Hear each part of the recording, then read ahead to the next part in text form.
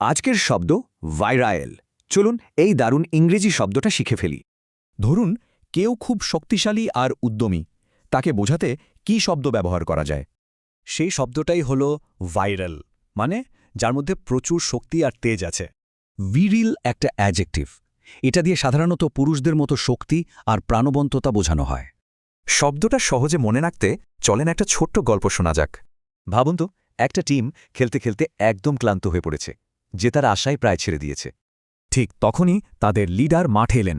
কি দারুণ এনার্জেটিক আর ভিরাইল একটা ভাব তার এই শক্তি দেখেই পুরো টিম যেন জেগে উঠল, আর শেষমেশ তারাই জিতে গেল।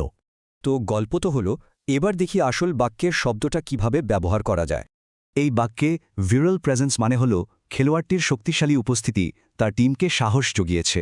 এখানে বলা হচ্ছে তার নেতৃত্বটা ছিল খুব ভিরাইল বা শক্তিশালী, তবে কারো কাছে একটু বেশি আগ্রাসীয় মনে হতে পারত। দেখুন, বিজ্ঞাপনেও এই শব্দটা ব্যবহার হয়, কোনো মজবুত আর টেকসই পণ্যের গুণ বোঝাতে। একটা জিনিস কিন্তু খেয়াল রাখতে হবে, এই শব্দের ভালো মন্দ দুটো দিকই আছে। প্রশংসা করে বললে এর মানে শক্তি বা তেজ, আবার এটাকে শেখেলে বা স্টিরিওটিপিক্যালও বলা যেতে পারে। তাহলে চলুন এক নজরে দেখে নিই ভাইরাল শব্দটা নিয়ে আমরা কি শিখলাম। সহজ কথায়, ভাইরাল মানে শক্তি। এটা নেতা বা অ্যাথলিটদের বোঝাতে কাজে লাগে। এর ব্যবহার পজিটিভ বা নেগেটিভ দুটোই হতে পারে। আচ্ছা, ভাইরালের মতো এমন আর কোনো শব্দ কি মাথায় আসছে যা দিয়ে শক্তি বোঝানো যায়?